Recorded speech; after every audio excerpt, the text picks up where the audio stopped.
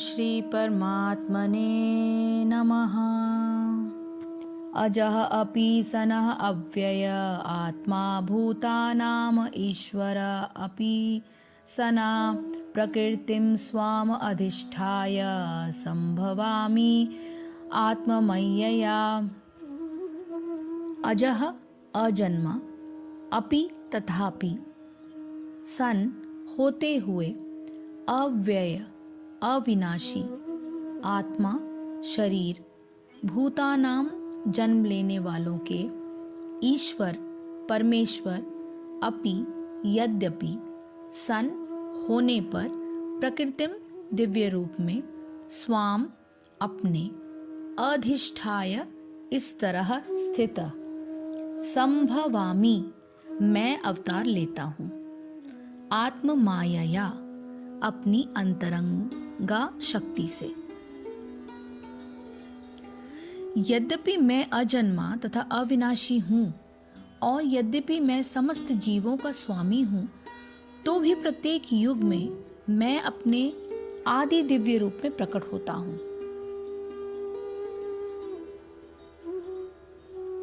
भगवान ने अपने जन्म की विलक्षणता बताई है। यद्यपि वे सामान्य पुरुष की भांति प्रकट हो सकते हैं, किंतु उन्हें विगत अनेकानेक जन्मों की पूर्ण स्मृति बनी रहती है, जबकि सामान्य मनुष्य को कुछ ही घंटे पूर्व की घटना स्मरण नहीं रहती। यदि कोई पूछे कि एक दिन पूर्व इसी समय तुम क्या कर रहे थे, तो सामान्यतः व्यक्ति के लिए इसका तत्काल उत्तर दे पाना कठिन होगा। उसे इसको स्मरण करने के लिए अपनी बुद्धि को कुरेदना पड़ेगा कि वह कल इस समय क्या कर रहा था।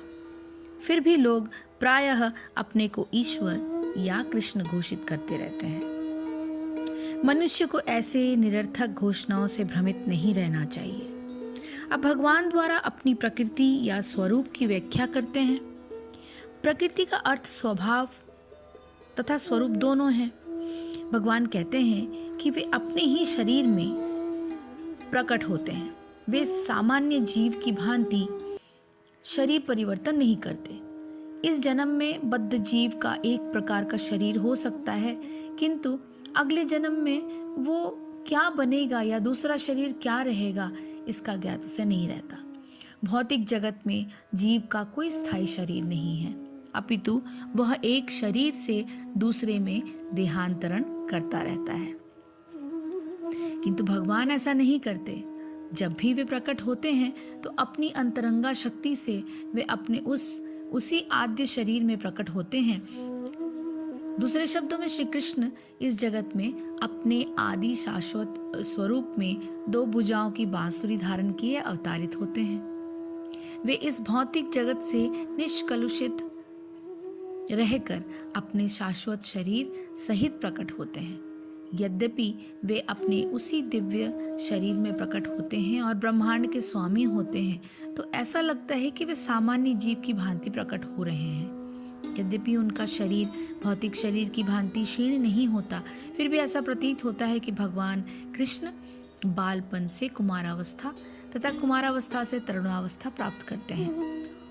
किंतु आश्चर्य तो ये है कि वे कभी युवावस्था से आगे नहीं बढ़ते।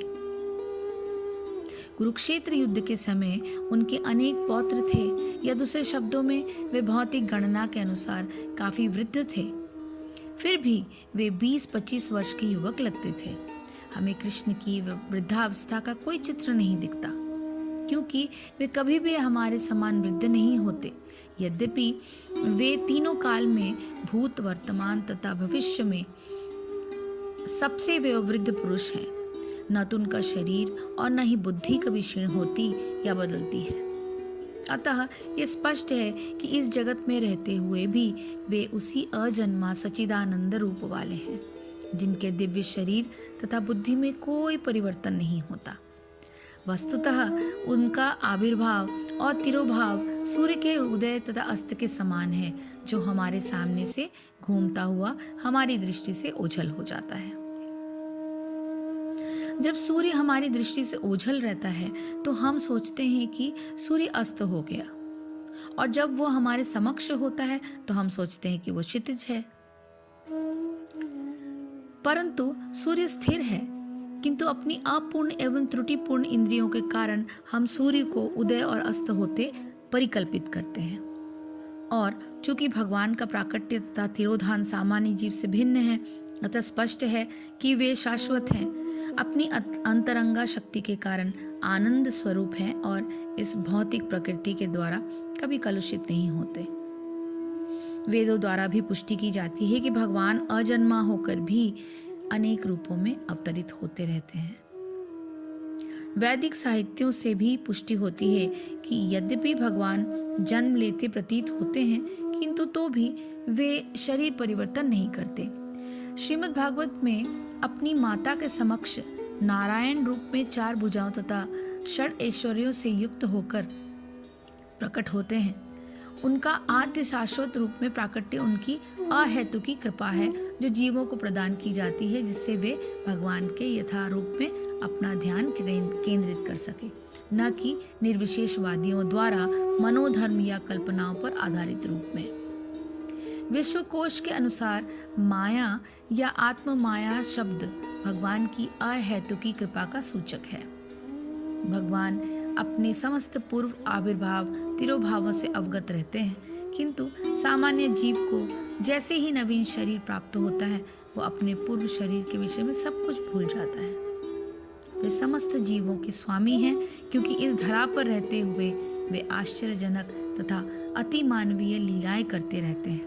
अतः भगवान निरंतर वही परम सत्य रूप हैं और उनके स्वरूप तथा आत्मा में या उनके गुण तथा शरीर में कोई अंतर नहीं होता। अब यह प्रश्न उठता है कि इस संसार में भगवान क्यों आविर्भूत और तिरोभूत होते रहते हैं।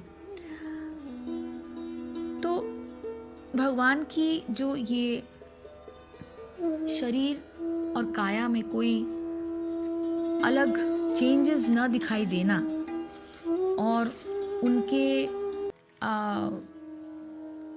शरीर से जो तेज है उसको अलग तरीके से वर्णन करना, ये सारी जो भी भगवान की जो विलक्षणता है, भगवान के प्राकट्य की जो विलक्षण माया है, उसके 3 बहुत महत्वपूर्ण रूप बतलाए गए हैं। भगवान जो है वो अजन्मा है। जैसे ऊपर पहले हम डिस्कस कर चुके हैं कि आत्मा का जन्म नहीं होता, वो नित्य वस्तु है। जैसे किसी गहने के रूप में प्रकट होने पर वो सोने का जन्म नहीं कहा जा सकता, बल्कि उस गहने का निर्माण ही कहा जा सकता है। भगवान अव्यय आत्मा है। आत्मा में किसी प्रकार की क्षय या विनाश की क्रिया संभव नहीं है, इसलिए भगवान का मरण नहीं होता। ऊपर के उदाहरण को लेते हुए गहने से दूसरा गहना बना लेने पर पहले गहने का रूप बदल जाता है, परंतु सोना ज्यों का त्यों रहता है। भगवान समस्त प्राणियों के ईश्वर है। रचना करने वाले और शासन करने वाले को ईश्वर कहते हैं। समस्त प्राणियों की रचना और उनका नियंत्रण भगवान के हाथ में है, परंतु समस्त प्राणियों का नियंत्रण भगवान की जिस शक्ति के द्वारा होता है उसे भगवान की माया अथवा प्रकृति कहते हैं। समस्त प्राणी इस प्रकृति के अधीन होता है, क्योंकि प्रकृति ही प्राणियों को नाम और रूप प्रदान करने वाली शक्ति कहलाई जाती है। प्राणी को जो भी वासना युक्त कर्म करते हैं, उनके आधार पर भगवान की शक्ति से परिचालित प्रकृति के द्वारा उन्हें नाम और रूप दिया जाता है।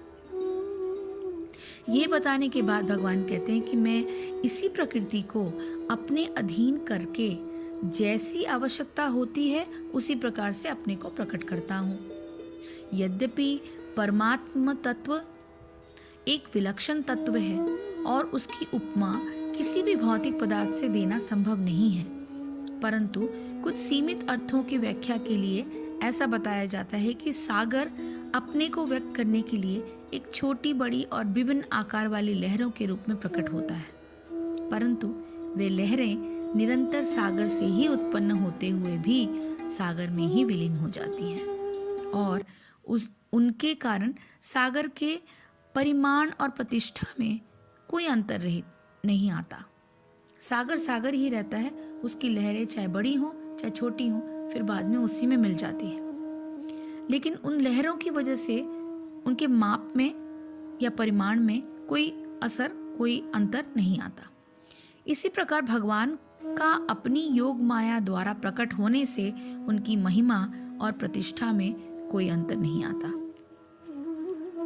जीवात्मा द्वारा शरीर धारण इसलिए किया जाता है जिससे पहले से किए हुए वासना युक्त कर्मों के भोगों का भुगतान हो सके, परंतु भगवान के प्राकट्य में ऐसा कोई हेतु नहीं है। यहाँ ये प्रश्न उठता है कि ये तो स्पष्ट है कि भगवान का प्राकट्य किसी कर्म के भुगतान के हेतु नहीं होता, और फिर भगवान का प्राकट्य किस कारण से होता है? हरे कृष्ण कृष्ण कृष्ण हरे हरे, हरे राम राम राम हरे हरे। जय श्री कृष्ण, जय गुरुदेव।